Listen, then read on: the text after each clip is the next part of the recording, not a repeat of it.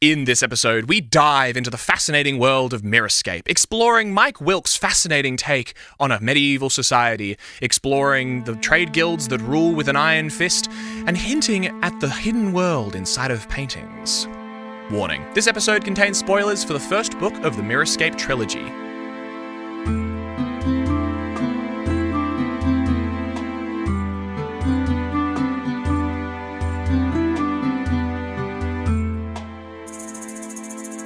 So, as I sat there in the National Theatre of The theatre.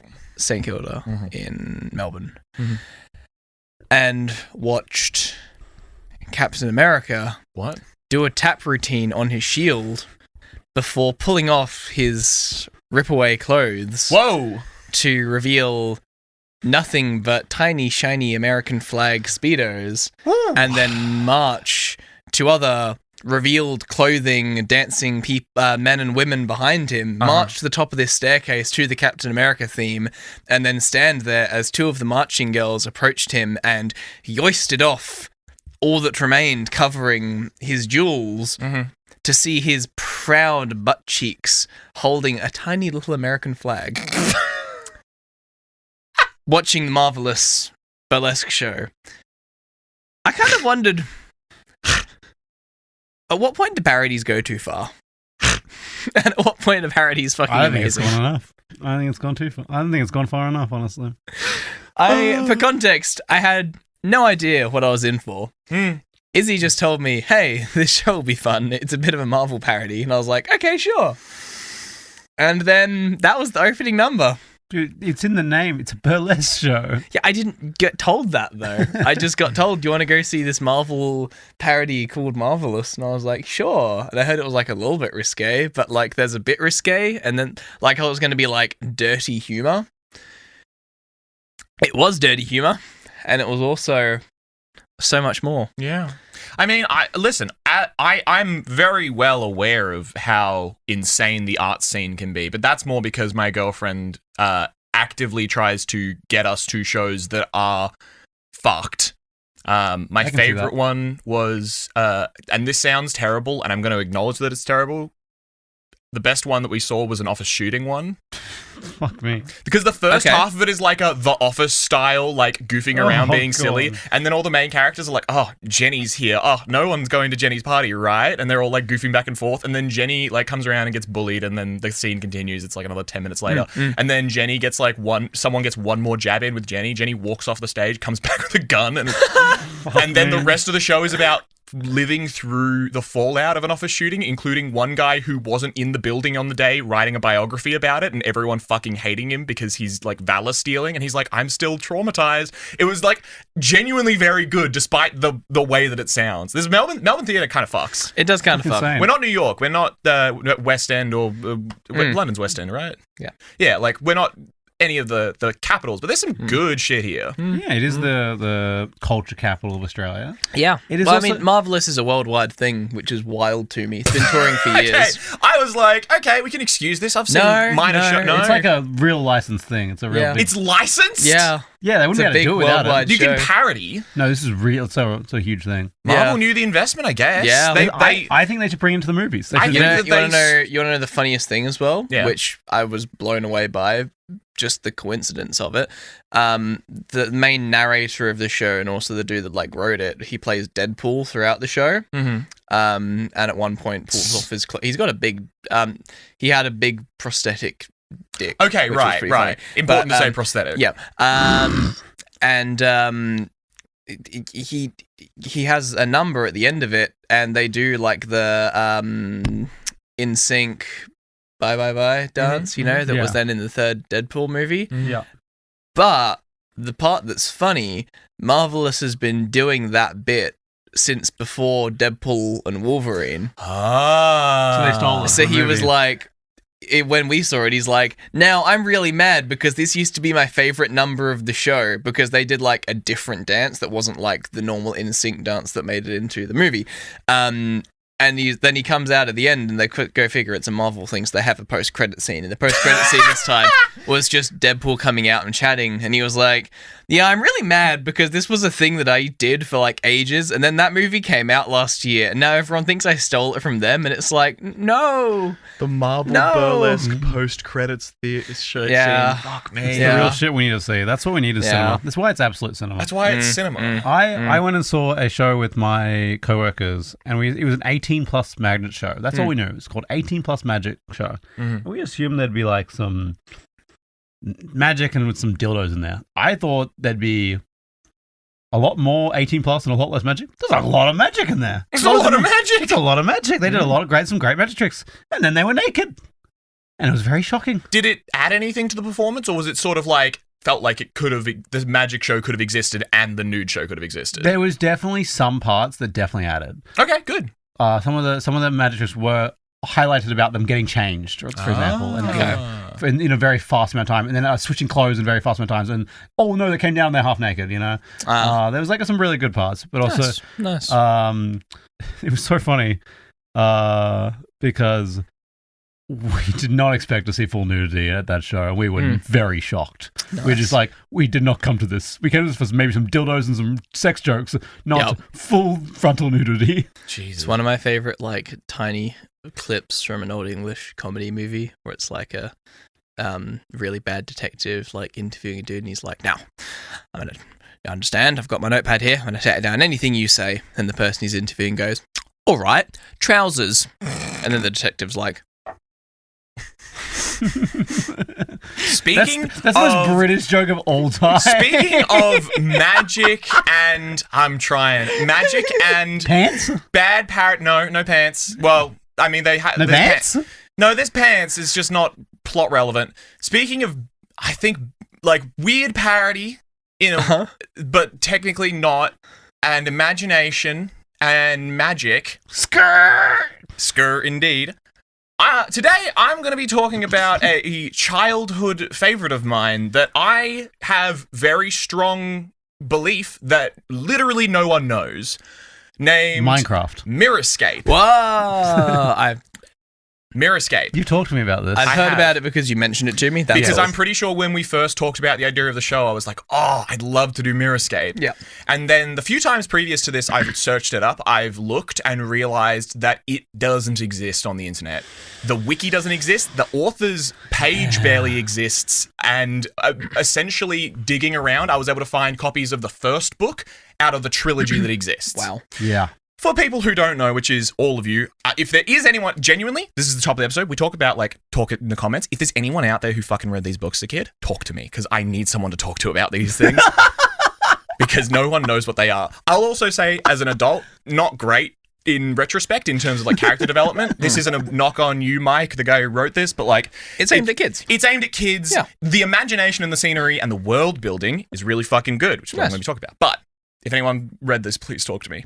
Mirrorscape is a trilogy of books written between 2007 and 2010 by Mike Wilks, a London-based author. He's also known for his art because, again, trying to Google the guy to see what he's been up to recently, the most recent mentions of him are in jigsaw puzzle subreddits because his art has been turned into good jigsaw puzzles. Fuck yeah.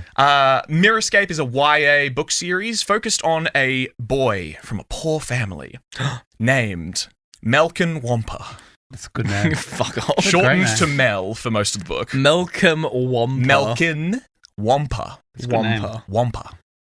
Fuck off. Through his talent with art, he manages to get an apprenticeship at the House of Ambrosius Blank, a master of art, becoming friends with a kind but mildly dumb boy named Ludo and a surprisingly talented girl named Ren. If the old man master, two boys and a girl trio is ringing any bells, you're not wrong. Yep. Now, again, I read this book when I was 12, but I still haven't forgotten about it because there are some scenes and parts of the various trilogy that are still in my mind because this guy's strength is like art and scenes that are just cooked. However, going back and picking it up now, as said, a lot of it's from Harry Potter. There's also just mid-character development. I mentioned this at the top. However, despite this, if you have a look for Mike Wilks' paintings, you can understand where a lot of like my own current preferences align. Feel free to Google Mike Wilks' art because his sort of style is off the wall, like dream insanity. Wilks. It'll bring up a footballer, so you do have to type in art because, again, he's so unknown that it's a footballer first. So go Mike Wilks art. But the art that he has is very dreamlike and surreal in terms of the scenes. And to parallel that, the final scene of the first book, spoiler warning, although I don't think we need spoiler warnings for this one, is against a giant baby that spits monsters fighting a house. Nice. Yeah, it's goated. Nice scene. However, another thing that I haven't forgotten in a while is the world building outside of the Mirrorscape. In the world of Nem. So, did I actually fucking mention? Oh, together, after I mentioned the three of them, the kids, together they discover a secret world inside of art called the Mirrorscape. I will get into some rules of the Mirrorscape, and I'm happy to talk about it, but this episode, surprisingly, doesn't actually have that much of it in it. They're like wizards? So, the way that they talk about it is that the people who can access the Mirrorscape... paintings that are part of the Mirrorscape will all bear what's called the mirror mark, which essentially is like a knot-like design that is painted into the foundation, generally like the white layer that goes on the bottom of it. They'll paint it into that part there. And then anything painted on top of that will become the world of that painting. Generally, the people who are able to make the mirror mark are masters, which we see early on that the kids manage to make one functional, which... by the third book, there's a reason why that is. Essentially, there's a little bit of that YA, like, kind of stupid story building of, like, they're destined to be masters. It was always the case. Yeah. They're the chosen few, which, I don't know. YA novel books that do that kind of kill me a little bit, because it's like... fair. That's fair. I'm a 25-year-old guy. I haven't been called to adventure yet. If it happens in my 30s, I'm kind of fucked, because I gave up a couple of years ago. Frodo went in his 50s. It's okay. True. It's time. I should get shorter. Elijah doesn't look that way, though. Yeah, well, the movies didn't get everything right. However, another part that I haven't forgotten is the world building outside of the Mirrorscape, in the world of Nem, as that too has a slightly interesting world structure I want to get into. So, today I'll be covering the world outside the paintings before we jump through, like Mario 64, into the Mirrorscape, covering the weird creatures, rules to remember, and anything else that you should ever remember if you find yourself stuck inside a painted world. I have so many questions. Go for it. Tell me. I'm happy to say. So is it like... I have, I'll be honest, the script is relatively bare because unlike a lot of topics I cover, I can rip this one off the top of the dome. I know this topic. So, yeah. Also, no one can question you because no one knows about it. Correct. That's the other thing that made me really confident. Because when I write Patreon stuff, it's like someone's obviously asked for the topic who knows about it. So if I fuck something up, they're going to be disappointed is what's in my head. So for this one, there's no one to disappoint. Yeah. Okay, so is each different painting a different world? Yes, in a way.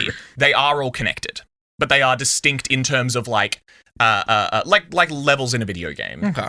You said they discovered the Mirrorscape. The Mirrorscape always known about, but they made their own little world. They discovered the Mirrorscape because generally in the world of Nem, the Mirrorscape it's not like they're all wizards. It's not like they're public. So it's a secret thing. Oh, okay. It's a thing that the masters of art have hidden for years and years and years because ultimately the Mirrorscape, as we'll figure out come the next episode, is extremely fucking dangerous if used in the wrong way. Any other...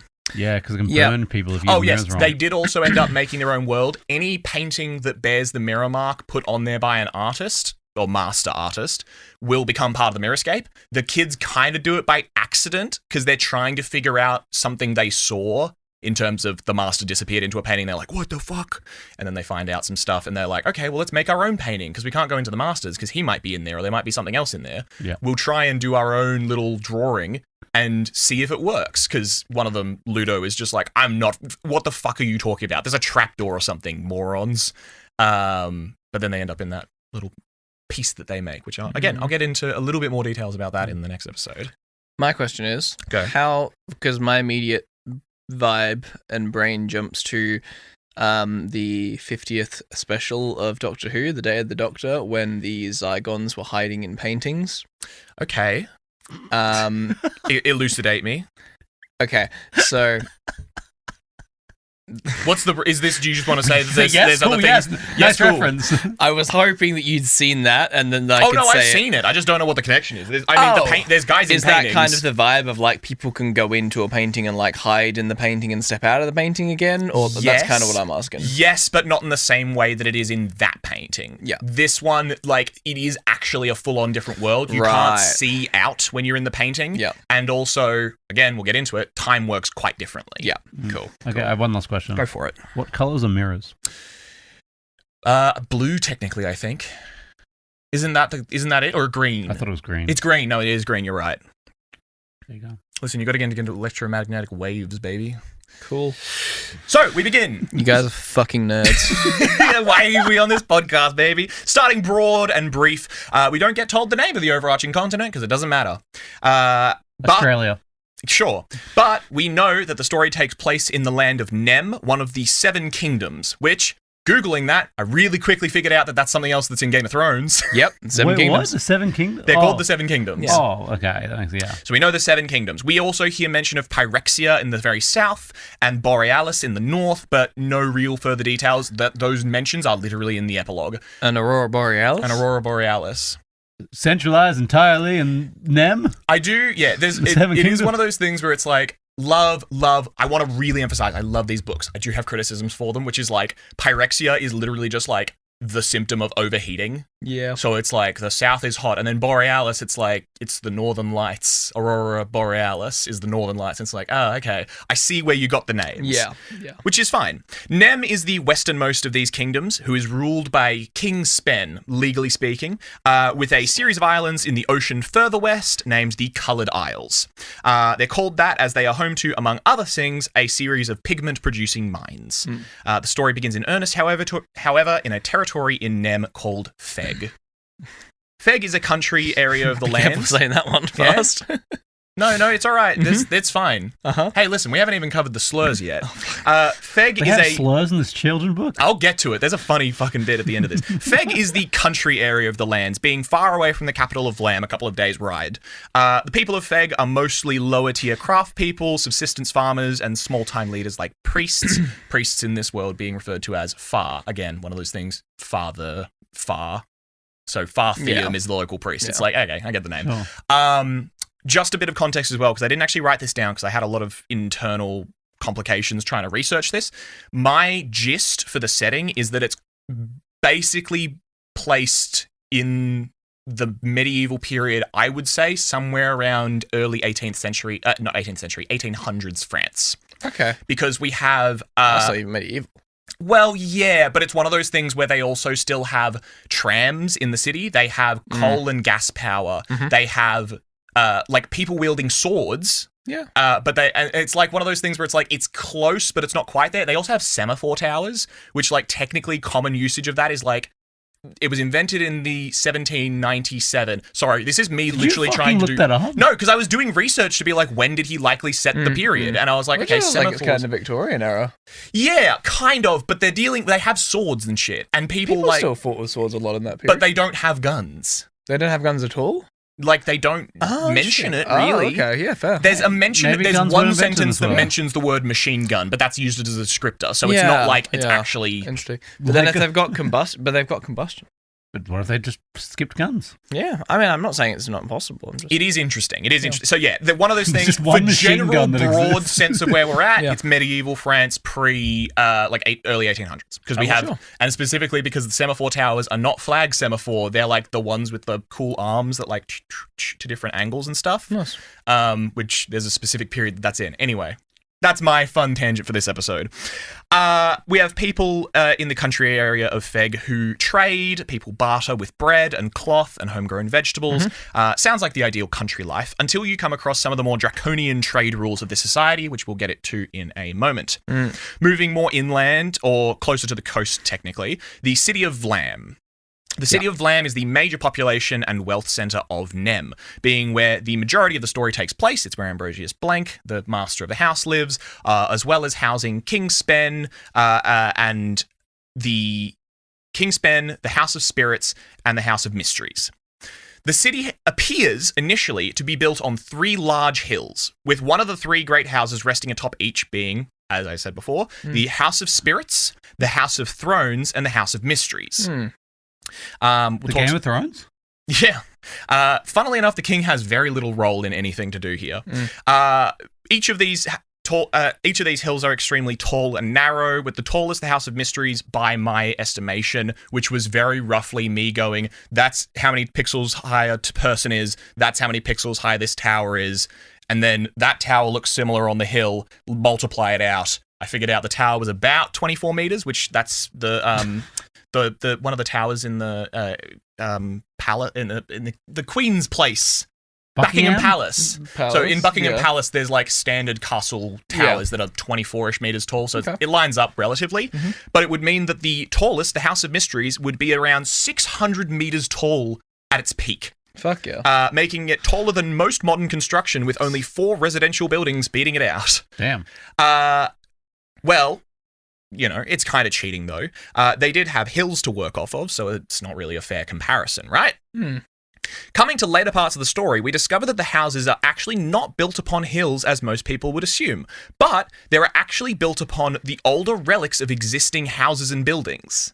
With construction mostly being stone brick, the ruins of older cities were simply built upon instead of being demolished. As time wore on, the older lower floors were sealed off or just forgotten about, eventually being lost to time as the city was simply built upwards.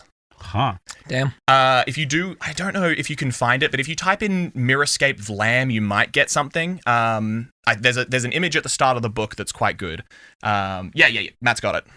So you can see basically like... Oh, it looks like the piles of like rubbish you see in WALL-E. If you've ever seen the movie WALL-E. And it's a black and white photo, and it just looks like very sharp hills, people just building up and up and up and up. Is there clouds around it?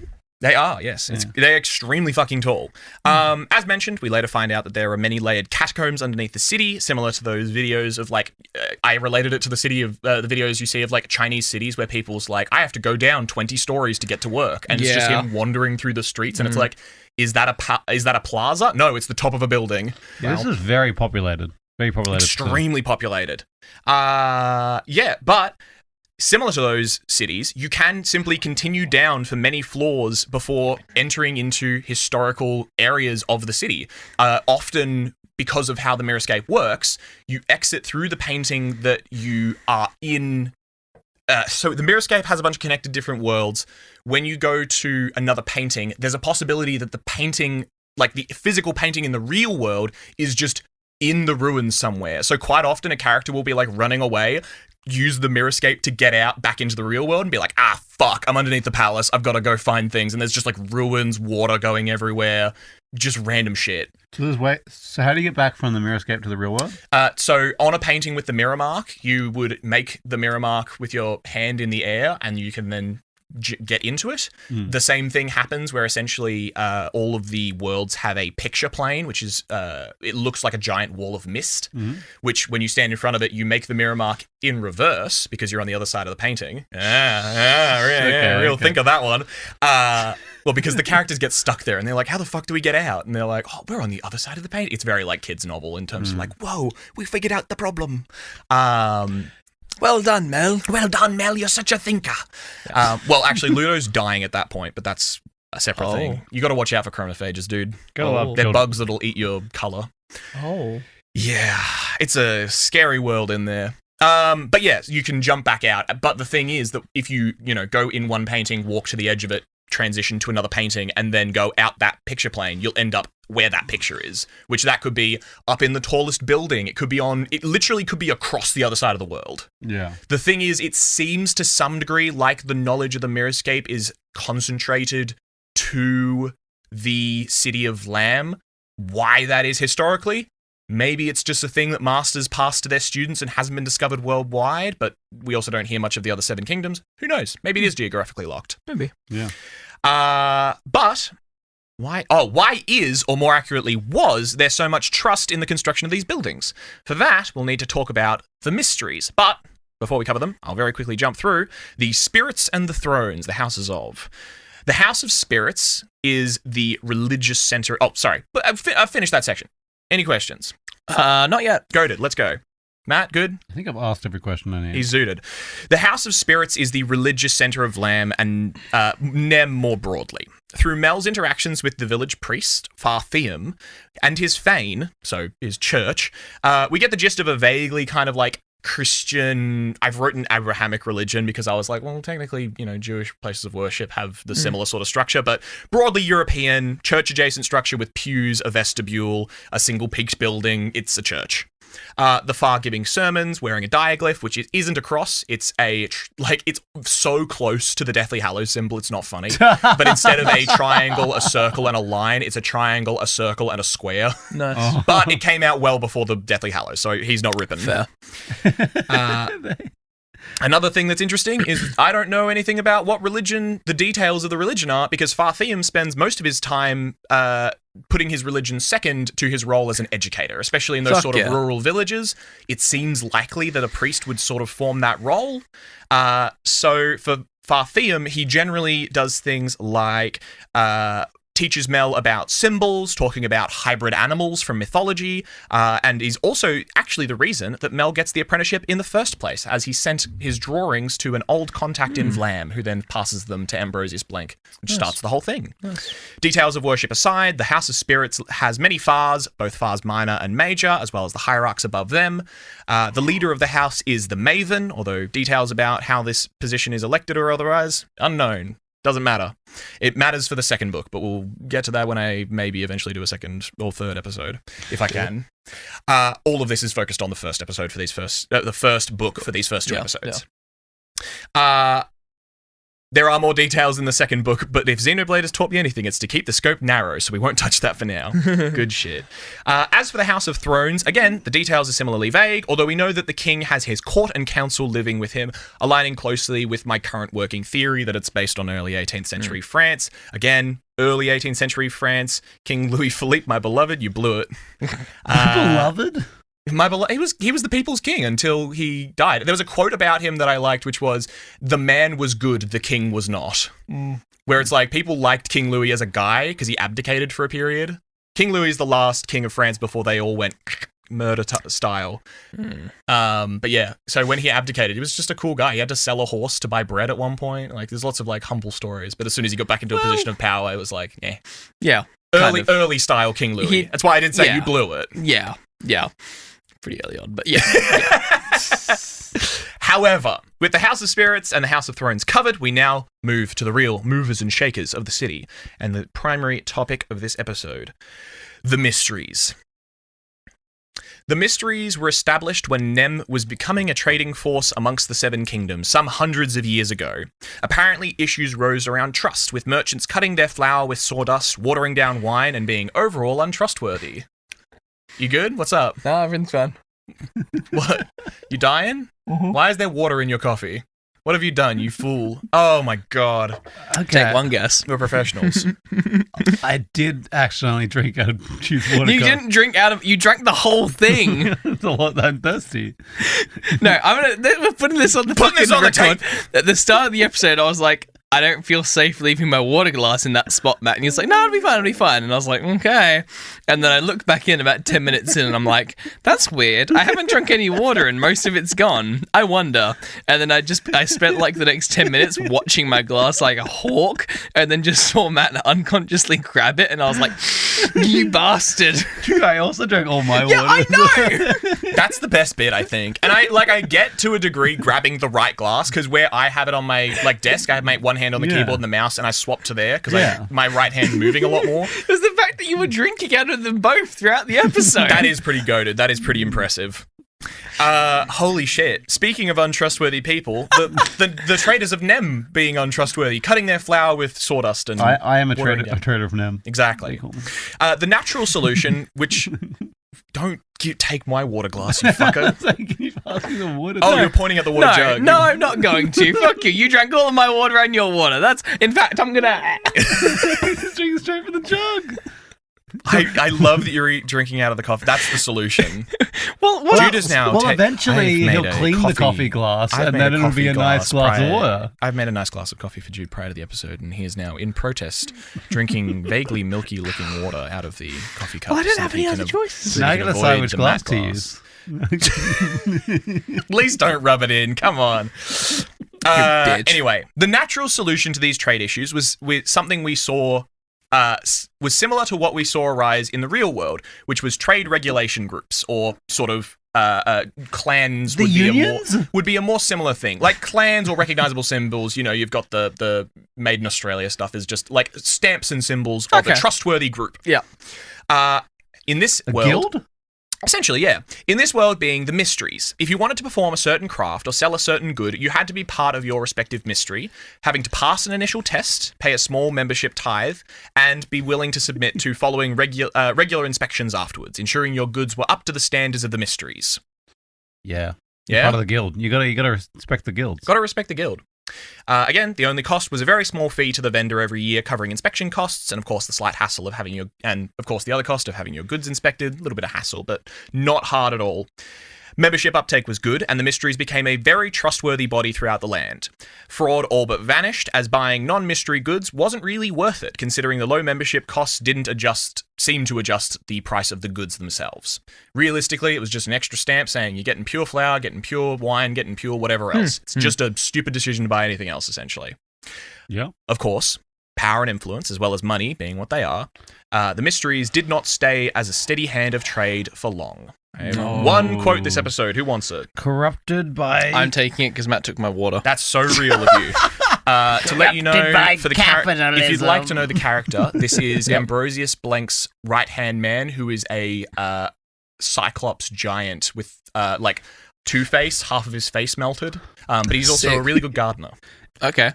Is he fucking Two-Face from Batman? He's Two-Face, but he's cool. And he's big. Well, he's Cyclops because he's Two-Faced. He's got like a white orb in one side. Okay, so he's just a guy who lost an eye. No, I think it's cooler to... I think the people who it's not what a Cyclops is, I think people who have one eye that is I think they love being called a Cyclops. Love being called a Cyclops. It's like people with like a prosthetic like being called a cyborg. Yeah. I would... If I had a prosthetic, I think I'd want to be called a cyborg. In life, there will always be men who think in terms of profit, never in terms of value. Men who have no interest in what they claim to represent. I doubt you will be able to find a single weaver in the entire first mystery. By the way, goated book. There's some random... I was reading this back, and like I understand it was a kid's book when I was reading it, but there's a bunch of shit in terms of like the wording it's using and the themes it's talking about where it's like, I don't know if... Not to be rude, Gen Alpha, Gen Z, we love you, we're all in this together, but also I don't know if kids these days would be on that level. It's also, the entire book is 250 pages. Wow. Which is one of the complaints I saw in the reviews was just like, this is a great kids book, but it would be better as like 3 books. Yeah. I think it's too short. No, it was goated. What's a weaver? A weaver. Like a guy who weaves. I doubt you'd be able to find a single weaver in the entire first mystery. What does that mean? I will explain. The mysteries are the people who regulate the trade. If the first mystery, which I will get to in a second, regulates at least one thing, which is cloth, if he's saying essentially you won't find a single actual craftsperson in the first mystery. They're all bureaucrats and profiteers. Ah. Yes. It's being like, you claim to represent and look after the miners, but there aren't actually a miner amongst you. You haven't held a pickaxe a day in your life. Yeah, it's like when the people in the part of the union aren't actually workers. Correct, yeah. yes, Exactly, 100%. exactly. Yeah. The mysteries, while at first a broad set of many smaller governing groups, began to merge and absorb each other, conglomerating until only 5 remained. As they grew, the mysteries began to demand larger license fees, and when they could no longer milk that, they created the idea of pleasures. Pleasures represent a license to create or consume certain things. Mel's father, during a discussion of if Mel should even do the painting apprenticeship, mentions that Mel's help could allow the family to save up, possibly being able to buy the pleasure of making finer cloth. Currently, his father is a weaver who makes the Hessian cloth, like very basic rough cloth. Not for lack of skill of being able to do better cloth, because he can't afford the pleasure to make it. Damn. Other pleasures include the right to eat certain food and produce that food, drink certain drinks and make them as well, or use certain pigments and dyes. These pleasures are extremely strictly enforced at the time of the book, with Fartheum having been beaten to the point of vomiting, enduring threats of whipping, hanging, and slavery, as well as nearly being seconds away from being carved into with heated torture implements. Oh my god. For the crime of stealing a pleasure, specifically the fifth mystery's pleasure of displaying pictures. Namely, the ink sketches that Mel had created, which the Far had hung up in the vestibule, i.e. the front room of his church. He's pinned up a couple of ink drawings that a little village boy has done, and for that he was beaten, whipped, and tortured. Fucking hell. Threatened with slavery. Yes. I stole a loaf of bread. You robbed a house. Where's the inspiration, I wonder? We see similar punishments handed out for stealing, with the common worst punishment being peonage, or slavery working off a debt, for those who don't know. Shut the fuck up. I included the term from the Is that a real term? Yes! Peons. Peons. Peonage. Peonage. Peonage, also called debt slavery, is debt servitude, a system where an employer compels a worker to pay off a debt with work. It's like an indentured worker. Essentially, yeah. It's an indentured worker, but I think those are more common terms. Peon is a term period. A period term? Close enough. Peon is a... You got the words. You got the right words. The shuffle. Peon is just an unfortunate term in modern day. Yeah, I mean, the peons. I rule the peons. Anyway, doesn't matter. After time... I'm going to pee on you. Shut the fuck up. Dude, these guys are After time... Hang on. No, I haven't finished the fucking sentence because you guys threw me off. The worst common punishment being peonage. Uh-huh. Control yourself, man. Working to pay off a debt on the Coloured Isles. After time, the conglomeration of these trade groups finalised, as I said, with 5 left. These 5 represented the 5 senses, as they are conventionally understood, each governing things related to that sense. I know there's more sense. There's a sense of gravity, sense of temperature, etc. We're not getting into that. It's the 5 as we would have been taught them in primary school. Yeah, the 5 senses, you can still agree, are a relating to that sense term to refer to things. Yeah, correct. Relating to that sense in terms of related to the 5 senses is somewhat stretched, but each of them kind of makes sense for in terms of what a trade group would want to be in control of. We have the first mystery, touch. Controls the manufacturing of materials such as cloth, and I presume there's an amount of like bricks and wood, because just controlling cloth manufacturing is kind of meh. What? It is. And no one else claims ownership over like wood and brick manufacturing, which there's a lot of stones construction, so it would make sense. The second mystery, smell. Controls the production of perfume and cosmetics. Presumably this is like a very high-end market for like bougie customers, so the pleasures are probably just expensive as fuck to be able to use things. They probably get ambergris, that sort of shit. Yeah. So if you go like, smell that flower, if you stop to smell the flowers, the police will be like, whoa, come get him, lock him up, boys. I mean, no, but you're not far off, realistically. I think they probably... One of the things that they talk about in the books is the fact that the pleasures have been getting worse and worse. Essentially, the only reason that Mel and his family can survive is because the food that they are drinking is...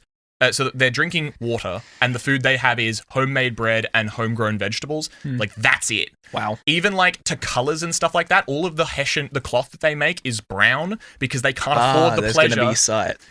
They can't afford the pleasure of the pigments and dyes to dye their clothes a different colour. So they're all, like, kind of a puce brown colour. Nice. Yeah. Sir, do you have a license for that scented candle? Genuinely, that would be a thing. Put the perfume down. The third mystery is in control of hearing.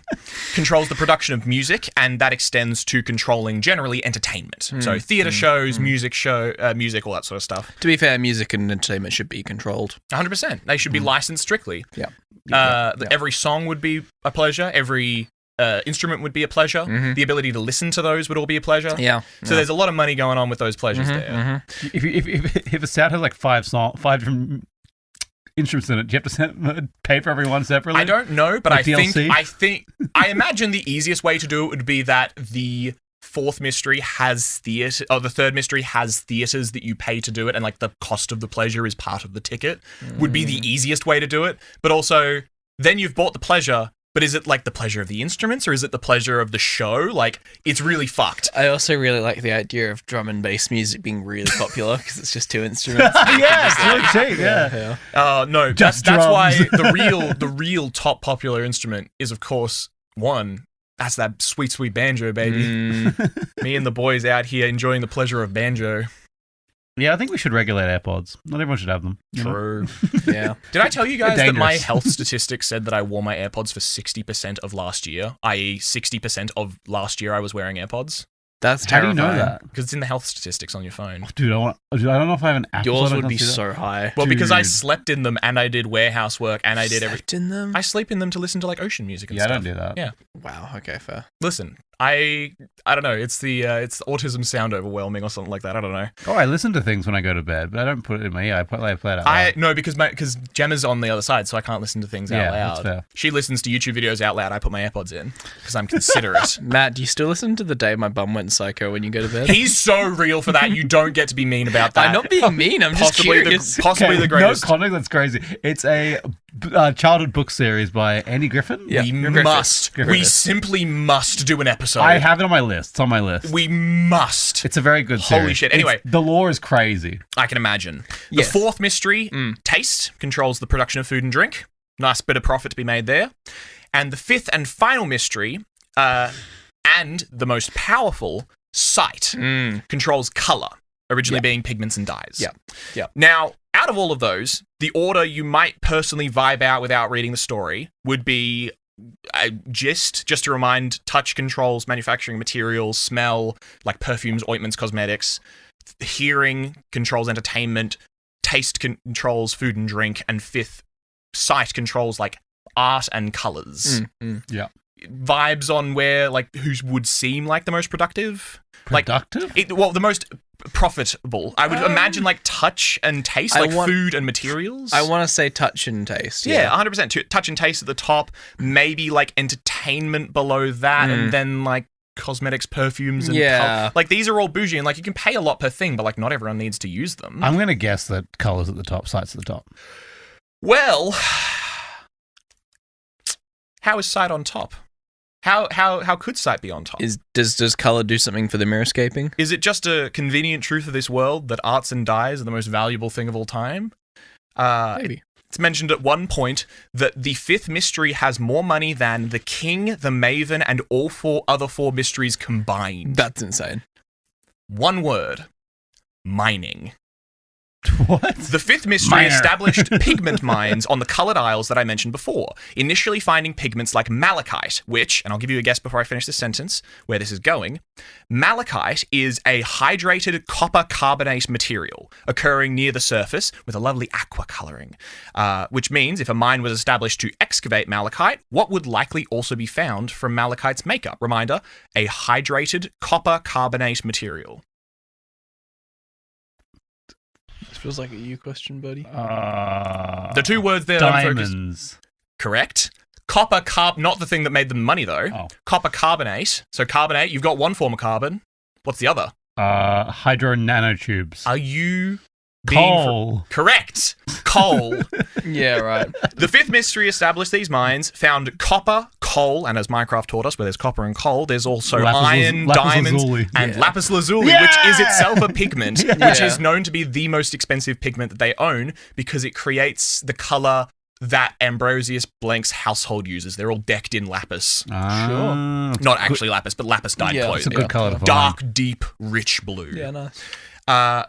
This coincidental overlap led to the fifth mystery owning the main supply for precious metals as well as other resources that power the city, such as coal and gas. Okay, well, in my mind, touch had on all of like those resources. You would imagine, but it seems like touch. Loophole, baby. Yeah, loophole. We own the mines which mining pigment, the stuff that otherwise comes out of this. I would also imagine that like touch.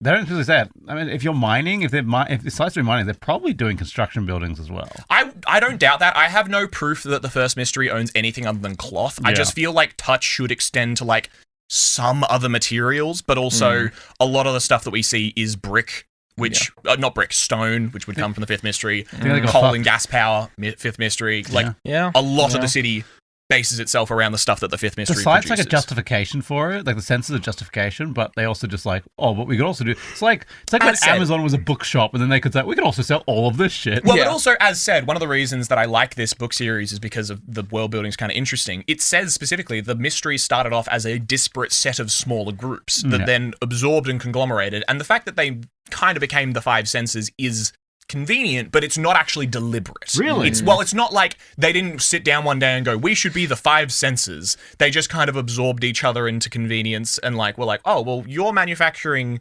like food and we're doing drink. You're like, we're regulating wine, you're regulating meats. I feel like we've both got food production stuff. Our inspection officers can probably go to the same place and look around, go to restaurants, make sure Do they have they- the licenses. They have like a kind of like, this senses. Is it mention the world? They're the senses. Yes. Okay, so is this like a maybe kind of some sort of like propaganda kind of like Quite likely, thing? yeah. Like we are now the five senses. the five Eventually, mysteries, the so five senses. one of the things, I don't know if you've still got the photo justifies up. their existence in five. Yeah, I don't know if you've still got the photo up, the hills there, but one of the hills photos, if you zoom in on the House of Mysteries, the one in the middle, there's actually flags on top of the House of Mysteries that are like there's like five flags, the five senses. It's kind of hard to see depending on the resolution of the photo. Yeah, I can see it, but yeah. The actual thing itself, you can see that their stylings are in the five senses. So at some point they've decided this is true, but also we know that the mysteries have been around for, at minimum, hundreds of years. Yeah. So this is not a new establishment. They're not still figuring this out. Yeah. While the other mysteries are not discussed in detail, so that's the mystery, sorry. Yeah. Any other things there? No. Beautiful. I love How to hear the it. fuck does the Mirrorscape come into this shit? That's the best bit, is that I managed to pump this entire episode out, and I was like, that's an episode, I'll do the Mirrorscape later, I guess. Yeah. The fifth mystery. While the other mysteries are not discussed in detail, the fifth mystery's hierarchy gives us some insight into how the overall structure works. Obviously, the fifth mystery gets involved in the plot. I don't know if I mention it here too much, but the fifth mystery is in town, beats Fartheum, and then Dirk Tot, who is Ambrosius Blank's second right-hand man, has come into town a couple of weeks before to say, hey, Mel, want to come do an apprenticeship? Mel then goes, fuck yeah. His parents go, we'll think about it.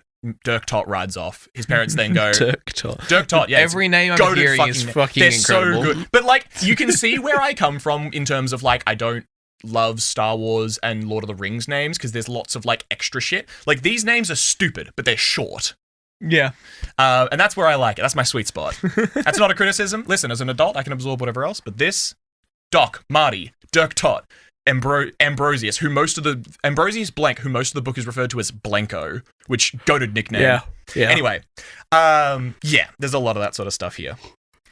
And we've got some more names actually coming up right now.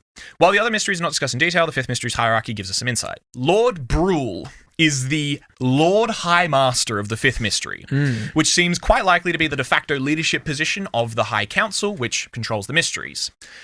The council has other members, as we know that one of the previous members was Lord Floris, who was the governor of the Coloured Isles before being ousted for supporting the Rainbow Rebellion. Wait, what? Huh? There was an LGBT alliance, yeah. alliance, and they No, squashed. the Rainbow Rebellion. I don't actually cover them in here. I was thinking about covering them in Mirrorscape, but I've got enough stuff to do in the next episode. Fair. The Rainbow Rebellion are a set of indentured workers who have escaped from the Coloured Isles using the painting in Lord Floris's office to enter the Mirrorscape and get out. Essentially, Lord Floris knew about the Mirrorscape and was like trying to get some people out of indentured servitude. Oh, there you The go. downside being that one of the things that happens when you're indentured on the Coloured Isles mining these pigments is you get something called the coloured death. Essentially, the intensity of the pigment and the periods for which you're mining it permanently stain your skin. So the prologue of the book covers a green man running through tunnels deep underneath the city, running away from creatures that are around there, because of reasons we'll get to about how the Mirrorscape interacts with the real world. And yeah, just running to save himself, and runs into the Mirrorscape. So a couple of people that have managed to make it out have reformed together to try and get some other people out, try and displace the mysteries. Yeah. That's the Rainbow They're all Rebellion. coloured, stained skins. Correct. Yeah. And they all go by their names and their colours, which I think is really funny to think about. Like, if the main leader is green, I'm just imagining like someone like appears just like, I made it out of the mines. What colour? Green. Can't have duplicates. this is a children's book. It's horrifying. Also, they've like become so ingrained in their indentured servitude, they've lost their names. Yeah. Because they've just... Genuinely... They're just the colours at that point. Mel is referring to the guys as green and blue because they save him from the Mirrorscape at one point. And he's just like, well, what do I call you? And he's just like, just call us by our colours. Which my only other thought is that could be that if someone knows their name and they mention it, like if Mel mentions it on the surface near someone from the Fifth Mystery, like they're known escapees. Yeah, that's how also they true. escaped is not known. That's also But they fair. are known escapees. So if it's like, oh, Lord Floris or whoever the fuck is the runaway is under the city, I don't know. It could be dangerous. Yeah, there's again a lot of stuff in this book where it's like this is slightly more complicated and weird than it seems, but also not that much more. The council has other members. Lord Floris got ousted because of the Rainbow Rebellion, as I just mentioned. Likely, this is just a traditional vote-based council deciding what the mysteries should do as a sort of council vibe. Although, what sort of party shenanigans happen when the Fifth Mystery have as much wealth and power as they do? Hard to say. We'll also come across the High Bailiff of the Fifth Mystery, who acts as an enforcer of the mystery's will. In historical terms, bailiffs were, and in current terms, I think bailiff's still an actively used term, are people who summon people to court. I think I believe it's still a term we use today. Isn't the bailiff the person who like stands in the court and makes sure everyone's like staying in order? Guard? Yeah. I think so. I believe they also walk the defendant into court. Yeah, and originally they were also the person who would bring them to the court. Yeah. So very much the enforcer, which the fact that the mysteries have a position called the High Bailiff implies they have courts, which, as said, they have more money than the king and the church and the rest of the mysteries. So I guess they're allowed to do that? I guess they kind of just do what they want. There's a bunch of points in this story that I kind of paused and was like, why wouldn't the king stop this? But also, depending on the deal he's got cut with the mysteries, it's kind of all good. They regulate the place for him. Also, they're very, very powerful merchants. They're extremely powerful merchants. I think history can tell us you don't want to piss off the powerful The guys merchants. who bring power, coal and gas to the city, and gold and diamonds and jewels and all the pigments, which in the center of the city is Ambrosius Blank, the guy who's there because the pigments are there. Like, there's a lot to piss off about him, and it's like, oh, this is actually kind of a terrifying stranglehold. The High Bailiff of the Fifth Mystery is the guy who beats the shit out of Fartheum at the very start, which I mentioned, and is otherwise the antagonist for most of the story, apart from a classic bully character called Groot, who's just another one. Groot, you say? Yeah, Groot. Interesting. What? Get peon off your screen right now. I will not have your peon on my laptop. I don't know what you mean. Otherwise, there are members and workers of all form who all form part of the structure that operates the day-to-day works of the mysteries. At one point, Mel goes to the commissary to buy pigment for the master's house and the other apprentices. He's given a summon order. He's not using his own money. And here, the tall walls are covered with shelves holding glass bottles filled with pigments of all colours, including some that he says he's never seen before, which... wild. I guess he grew up in a place that didn't have the pleasures of dyes, but also, like, I feel like you would have seen the classics somewhere. No, I love the idea that the world is so barren of colours that you just don't see some of them. It's possible. It's extremely possible. There's some, like, mixes of different dyes. Yes. Since pigments are directly controlled by the Fifth Mystery, it's hard to say if there are similar setups with the other mysteries, having their own, like, mystery, like, commissary where you buy stuff, or whether they just regulate the merchants. The licensing gets a little bit wacky because obviously the pigments are controlled directly by the Fifth Mystery because they just come out of the mines. So there's no merchants to regulate per se. It's just them. Yeah. But there is also a very interesting extra side bit here that I haven't included. There's a case where Ren, the girl companion of Mel, her father is indentured in servitude because he's a clockmaker. Which sense controls time? Hearing. No. Touch? They're No. going to justify it being sight, aren't they? No, Oh, we're not. okay. Oh, smell? None of the five control sight. Oh, okay. So he gets Time. essentially like not guerrilla tactics. What's the thing? Like enemy of the state, like Russia, just like disappeared. He just gets taken. Nice. He created clocks for Ambrosius Blank for the king. He went to other countries. He's like a master clockmaker, and they're just like, well, we can't tax him, so we might as well disappear him. Holy Nice. fuck. So to give again, to re-emphasize, this is not just like we're draconian over the stuff we own. They're like, if we can't own it, we will disappear you. Yeah. Which is crazy. Also, I can see how they would, because they're mining the raw, but dyes, but they still have to process the dyes and then sell them. Yeah. So there's merchants who has to process and sell. But they can also, with their power, just establish their own. So why would you need to include external people? You just hire people. There are people working in the commissary, but they're members of the Fifth Mystery. And you have to be a member to own the license to produce stuff anyway. But like they're not, again, as that first thing, as the quote we read, there's not one weaver in the first mystery, right? The bureaucrats are the real, like the mystery, but then there's the people who are technically signed up, but they're not actually part of the system. Consideration as well, all of the miners are indentured workers. Why wouldn't the rest of the workers also just be indentured workers? You find someone who's broken a privilege, go, that's going to be 500 gold. Yeah. Come here, bitch, start grinding. Work it off. Yeah. I mean, it depends. It's probably an art, but yeah. Yeah, I'm probably right. I'm not entirely sure. Up for debate. Yeah. That's the fifth mystery.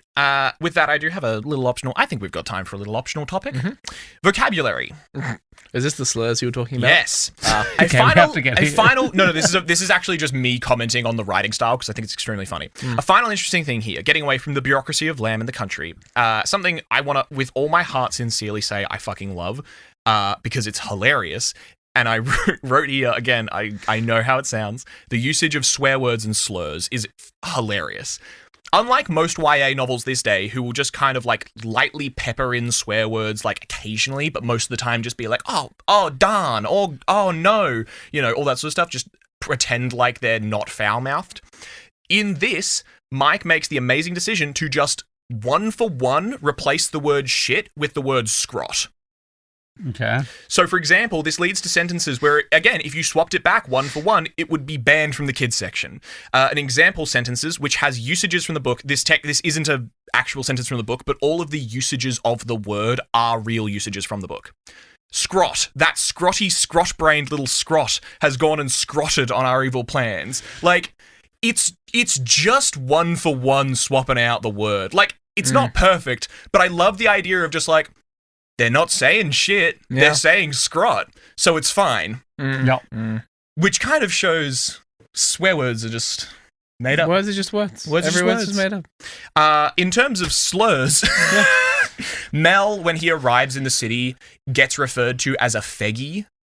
What? Yeah, feggish scum, feggy, because the area of Feg, rather than the city of Lamb, is seen as like country. It's essentially calling him a country bumpkin, but like but it's so close to being a slur, especially like name, like feggy. Yeah, that's crazy. I there's nothing I can say to parallel it because all of them would be slurs. Yeah, like think about any country and just being like country-y, like Australian-y. Like that's not, Australian-y is fine because there's not connotations, but if I, a white person, said any other name of country that isn't white people, Also, feggy is very close to another I know. slur. Well, hey, listen, another usage of the word feggy baiting, which feels way too close. I know it's so 2010. close. It's so close. Wild. Again, not a real world swear. He's taking away all the colors, like LGBT colors. Exactly. Dude. The Rainbow Rebellion. The Rainbow Rebellion. 2010. He was ahead of his time. Yeah. He was hating like it's 2025. I can't tell if he loves or hates. I don't know. Yeah, I don't know. It's kind of confusing. Again, if it's not a real word, if it's not a real slur or swear word, so long as you just use it in the same context in the same way that the swear is, but it don't use the swear, it's fine. Goated. Amazing fucking writing decision. I'm not gonna have them be polite. I'm gonna have them swear. They're just not gonna use shit. Yeah. Anyway, just a stupid writing thing that I was like, that's fucking hilarious because I listened to this whole book because there's no wiki, so I had to re-listen to this whole thing. Anyway, with all this talk, you might have forgotten that the entire point of this world is that you can get into paintings. Yeah. I didn't. You didn't. Congratulations. I pretty much did. Through classic YA novel tropes, Mel and his friends discover this secret while sneaking around the master's mansion. Ren is a servant girl because obviously her father's been abducted. Not of course, abducted. Yeah. So she ends up as a kitchen hand. Although she helped him make clocks and was painting the little figurines on the clock. So she's quite a skilled artist herself, as again YA novel requires. They discover, while sneaking through these servants' passages, Ambrosius raise his hand to a canvas, gesture, and then disappear inside the artwork. Complicating their lives further, Mel is pursued by the fifth mystery, chasing Mel after he stole a small bag of mysterious iridescent powder, extracted from a meteorite with strange powers to form pictures from mere thoughts. However, we'll leave that all for now. But if you'd like to hear more, join us next week in The Idiot's Guide to Surviving the Mirrorscape, where I break down the rules about the painted world and what can go wrong, because these guys manage to do literally everything that you can. Of course. It's pretty funny. There's also some very interesting rules about how painting works in the Mirrorscape in terms of the interactions. There's also time rules. There's just, again, there's a reason this world came to my mind immediately when we started talking about the idea of this podcast. But that's all. Any questions to finish out this episode? I want to hear more. It sucks. Hell yeah. It sucks. It sucks. The draconian trade restrictions have taken us over because they've managed to gain enough money to get more power than the government. I love kids' novels that are just like suck. So just suck. In like to exist in the world sucks and like really real. It's like holy shit. But also there's a series of unfortunate events which like their lives suck, but it's toned in a way where it's like that's kind of fun. Whereas this one's just like Mel walked into the Fane and saw Farthium on his hands and knees vomiting, and it's like Holy beaten, and it's just like whoa, that's not hiding anything. Yeah. Raw. Yeah. Yeah. Anyway, Nice. But if you enjoyed this episode, you can leave us a little rating, Cheeky review. Actually, you know what you can do if you enjoyed it more than that? You can go check out our Patreon, and you can join our lovely ranks. Yeah, you can become a lawkeeper today at Limbo Law, Patreon /Limbo Law, where you get access to mini-sodes where we continue to rant about like little things that couldn't quite make up an episode. We also have scripts up there, and at a high enough tier, you can request an episode yourself. Thank you so much to our prestige lawkeepers, A Chunky Monkey, American Recluse, Blitz Bandit, Bong the Bard, Josh from Maine, Metalhead Swifty, and Shadow. And thanks so much to our novice lawkeepers, Brianna, Dan Dubs, Hooligan, Jacob from Norway, Josh 2, Leon, Loading Name, and Luke Newcomb. Let's go, Goated Gamers. Yeah. Thank you so much, everyone. There are some real lawkeepers in that list. Yeah. There are. And if you like, you can also, and if Patreon's not your thing, and we totally respect that, you can join our Discord, completely free. Come talk to us about the latest episode, whatever episode, spoilers, just hang out and chill. We're building a great community over there. And apparently bully us into sending pictures of us from primary school. Real. It's real. So real. I'll get real. it to that. I'm doing that now. to tell everyone in the Discord when we're recording this. I'll do that this evening. Yeah. The number of stars you rate us. If you don't want to support the Patreon, you can send us a review on iTunes or Spotify, which the number of stars you rate us is the number of senses you get to have. You get all the senses, baby. The number of stars you give us is the amount of mirrors that you can jump through. The number of stars you rate us, what? They're not mirrors, they're paintings, right? Yeah, I know. So why is it called the Mirrorscape or the Paintingscape? The number of stars you rate us are the number of indentured workers you can free from their turmoil. I got really scared where that was going. The indentured workers you get, like Pokemon. No! The Colored Rebellion, go! And as the Colour Rebellion tucks you into bed with their green and blue and red and purple hands, and they whisper into your ear, good night. As you finally come to your senses and receive a couple little pleasures in your life, you can wake up and say, ooh, it's going to be a good morning. And as you realize regretfully that you didn't actually have the pleasure to enjoy that little cup of delicious juice, and the fourth mystery comes beaten down the street ready to murder you or send you to slavery or whip you or hang you because you've committed the crimes, you say, sayonara of lamb. Sayonara Mirrorscape. You know, we need to make sure we put it in the Discord. Brianna, one of our patrons, Brianna, better appreciate. I made a point this morning to bring Good Morning back because she and then a bunch of other people after she mentioned it were complaining that we didn't have Good Morning anymore. I'm banning Good Morning because we'd started going Good Night, Good Afternoon, Good Morning, became Good Night, Good Afternoon, Sayonara. So then she was in the Discord going, I can't believe they got rid of Good Morning. And then I think Recluse was like, I'm gonna have shit mornings for the rest of my life now. Yeah. Well, we brought it back, everybody. Thank you for listening to Living by the Law. If you enjoyed our podcast, please leave a review, tell your friends, and if you're feeling extra generous, become an official lawkeeper by joining our Patreon today. Follow us on TikTok, YouTube, Instagram, and Facebook at Living by the Law. All links are in the description, and thank you in advance. We have been, and always will be, living by the law. Thank you for your company, and good night.